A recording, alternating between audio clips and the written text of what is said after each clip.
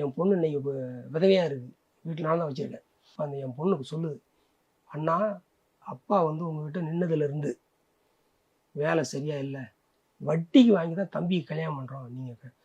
அப்படி சொல்லும்போது ஒரு மனசில் குத்துணுமா இல்லையா சார்? இந்த வார்த்தை என் பொண்ணு சொல்லுது அப்படின்னாரு. அவ்வளோதான், பத்திரிக்கை வாங்கி வச்சார்.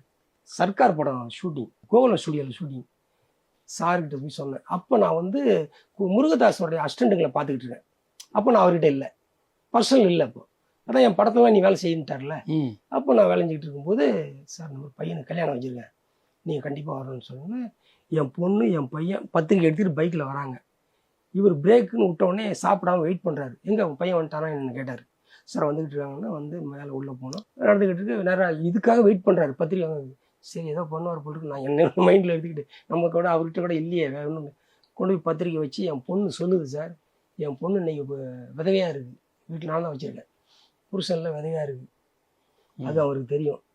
அது எதையும் கண்டுக்க மாட்டார், மற்றவங்க இது எதுவும் கண்டுக்க மாட்டார்.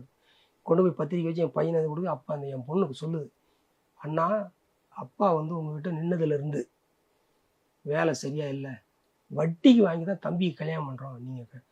அப்படி சொல்லும்போது ஒரு மனசில் குத்துணுமா இல்லையா சார்?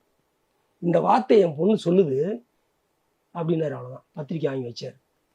கல்யாணத்துக்கும் வரல, எந்த விதமான செய்தி. ராம் சார் தான் அவர் பர்சனல் மேனேஜர். ராம் சாரை கேட்டேன், எப்பா தம்பி நான் எத்தனை தடவை ஞாபகப்படுத்திட்டேன்ப்பா, நான் பார்த்துக்கிறேன் நீ கம்முன்னு இருங்கன்ட்டாரு. அவங்க அப்பாவை கொண்டு போய் பத்திரிக்கை வச்சேன். அவர் ஆஃபீஸ் பாய் கிட்ட 2000 கொடுத்து அனுப்பிச்சார். ராமு சார் 5000 மொய் வச்சாரு, அவங்க அப்பா வந்து 2000 மொய் வச்சார். என்னங்க இவ்வளவு காலமா நீங்க 10 ஆண்டுகளா அவர் நெருக்கமா இருந்திருக்கீங்க? நெருக்கமா அல்ல, அவர்கிட்ட ஓடுவோம் சார். அதான் அவர் உணவு பரிமாறுறது அப்படிங்கிறதே வந்து அது வேலை கிடையாது, அது வந்து ஒரு என்ன சொல்ற ஒரு புனிதமான ஒரு விஷயம். அது சாப்பிட வைக்கிறது, பசியார வைக்கிறது. மூவி சார் ஃபர்ஸ்ட் இவரை வச்சு படம் எடுக்கிறாங்க, குருவி படம். அதுல சேலத்துல கல் உடைக்கிற இடத்துல ஷூட்டிங். கல்லில் ஏறி தானே வரணும். நான் இவருக்கு ஜூஸ் கொண்டுட்டு ஓடுறேன், ஹீரோவுக்கு மூடி ஜூஸ் எடுத்து அந்த கல் ஒன்று ஓடுறேன். கல் எனக்கு குத்திருச்சு, பேத்துக்குச்சு. அதெல்லாம் என்ன எதுலாம் அவருக்கு தெரியாது. இப்போ நான் உங்கள்கிட்ட சொல்கிறதுனால தான் இதெல்லாம் நடந்துச்சா போச்சா வச்சுன்னு யோசிப்பார். இப்போ இதெல்லாம் நான் பண்ணமா, இவன் வேணும்னே பொய் சொல்கிறானா? பொய் சொல்லணும்னு அவசியம் எனக்கு இல்லை சார், நடந்த மேட்டர் சொல்கிறேன். கல் குத்தி ரத்தம் ஓடிக்கிட்டு இருக்கு. அவரை கட்டு போட்டு ஆஸ்பத்திரி உடனே கார் கொடுத்து அனுப்பிச்சாங்க. செண்பகமூர்த்தின்னு உங்களுக்கு தெரியும் நினைக்கிறேன். அவரும் உதயநிதி சார் இன்னைக்கு துணை முதல்வர் 10,000 எனக்கு தட்டி கொடுத்து 10,000 கொடுத்து வச்சுக்க ஆஸ்பத்திரியில் பாருன்னார். அந்த படத்தில், குருவி படத்துல